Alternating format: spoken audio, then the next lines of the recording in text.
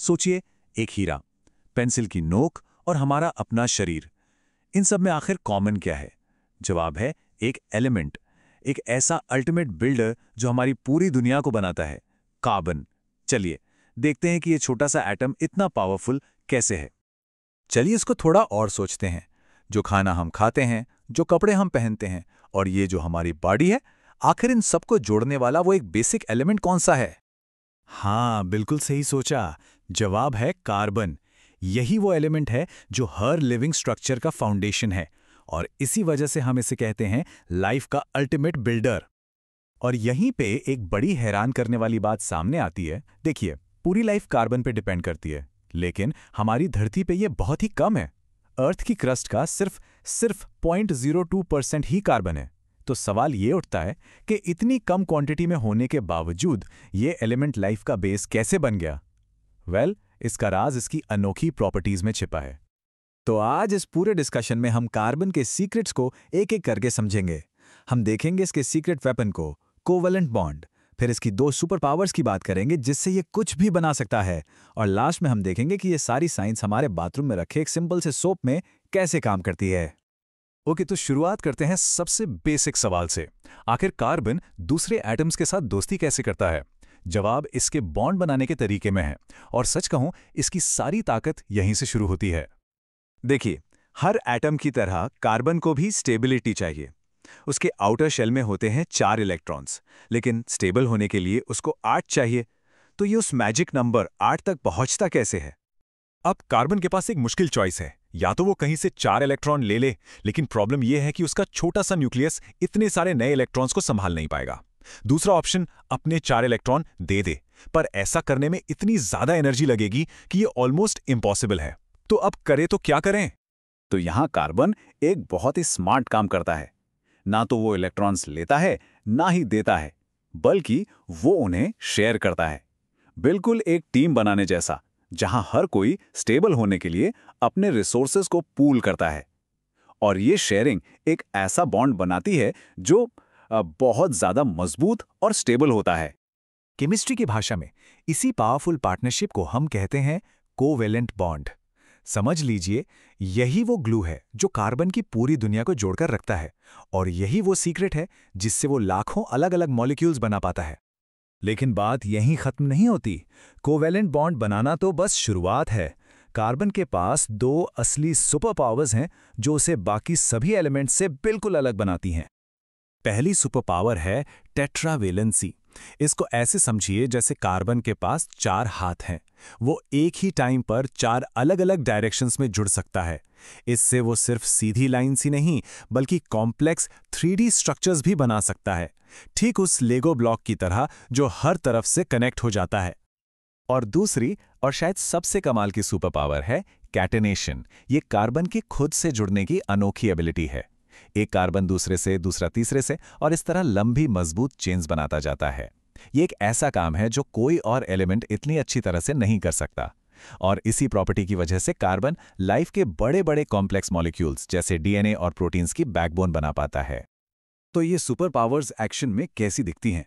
जब कार्बन अपनी कैटेनेशन की पावर को हाइड्रोजन एटम्स के साथ मिलाकर इस्तेमाल करता है, तो वो कंपाउंड्स की एक पूरी फैमिली बना देता है, जिसे हम हाइड्रोकार्बन्स कहते हैं। ये ऑर्गेनिक केमिस्ट्री के सबसे बेसिक बिल्डिंग ब्लॉक्स हैं। यहां हम कैटेनेशन को लाइव इन एक्शन देख सकते हैं। मीथेन को देखिए, एक कार्बन। अब आगे बढ़िए ईथेन पर 2 कार्बन एक साथ जुड़ गए। फिर प्रोपेन, 3 कार्बन की एक चेन। एक पैटर्न दिख रहा है ना? कार्बन बस खुद को जोड़ता चला जाता है, और यही एबिलिटी उसे प्लास्टिक से लेकर पेट्रोल तक सब कुछ बनाने देती है। और ये चेन्स हजारों एटम्स तक लंबी हो सकती हैं। अब सारी कार्बन चेन्स एक जैसी नहीं होती। एक होती हैं सैचुरेटेड चेन्स, जहां हर कार्बन एटम सिंगल बॉन्ड से जुड़ा होता है। ये आराम से भरे हुए और स्टेबल होते हैं। लेकिन फिर आती हैं अनसैचुरेटेड चेन्स, जिनमें डबल या ट्रिपल बॉन्ड्स होते हैं। इन एक्स्ट्रा बॉन्ड्स को एक दरवाजे की तरह सोचिए जो आसानी से खुल सकता है। इस वजह से ये मॉलिक्यूल्स नए केमिकल रिएक्शंस के लिए ज्यादा रिएक्टिव या उत्सुक रहते हैं। तो ये सारी केमिस्ट्री हमारी डेली लाइफ से कैसे जुड़ती है? चलिए कुछ ऐसे कॉमन कार्बन कंपाउंड्स को देखते हैं जो शायद अभी हमारे घर में ही मौजूद हों। सबसे पहले बात करते हैं एथेनॉल की। इसे आमतौर पर अल्कोहल के नाम से जाना जाता है, लेकिन ये सिर्फ ड्रिंक्स में ही नहीं होता। ये एक बहुत अच्छा सॉल्वेंट है, मतलब ये दूसरी चीज़ों को अपने अंदर घोल सकता है। इसी वजह से ये टिंक्चर, आयोडीन और कफ सिरप जैसी दवाइयों में भी मिलता है। और फिर आता है एथेनोइक एसिड, जिसे हम बेहतर जानते हैं एसिटिक एसिड के नाम से। जब इसका 3 से 4% सोल्यूशन पानी में बनाया जाता है तो हमें मिलता है सिरका, यानी विनेगर। और इसका इस्तेमाल हम सब जानते हैं, खास तौर पर अचार में प्रिजर्वेटिव के तौर पर। अब आते हैं एक क्लासिक एग्जाम्पल पर जो कार्बन केमिस्ट्री की पूरी ब्रिलियंस को दिखाता है, और वो है साबुन। चलिए देखते हैं कि एक सिंपल सी साबुन की टिक्की आखिर काम कैसे करती है। साबुन के काम करने का राज छिपा है उसके मॉलिक्यूल की डुअल पर्सनैलिटी में। इसका एक हिस्सा हाइड्रोफिलिक हेड पानी से प्यार करता है, लेकिन दूसरा हिस्सा हाइड्रोफोबिक टेल पानी से डरता है और उसे तेल और गंदगी से चिपकना पसंद है। तो होता क्या है? स्टेप 1, साबुन की जो तेल को पसंद करने वाली टेल्स हैं वो जाकर गंदगी से चिपक जाती हैं। स्टेप 2, वो गंदगी के चारों तरफ एक गोला बना लेती हैं जिसे माइसेल कहते हैं। इस गोले में सारी टेल्स अंदर की तरफ होती हैं और पानी को पसंद करने वाले हेड्स बाहर की तरफ। और स्टेप 3, जब हम पानी डालते हैं तो पानी इन बाहर वाले हेड्स को पकड़कर पूरे माइसेल को और उसके अंदर फंसी गंदगी को अपने साथ बहा ले जाता है। सिंपल। कभी सोचा है कि कुछ जगहों के पानी में साबुन ठीक से झाग क्यों नहीं बनाता? ऐसा होता है हार्ड वाटर की वजह से, जिसमें कैल्शियम और मैग्नीशियम जैसे मिनरल्स होते हैं। ये मिनरल्स साबुन से चिपककर एक बेकार सा चिपचिपा सब्सटेंस बना देते हैं, और यहीं पर डिटर्जेंट्स काम आते हैं।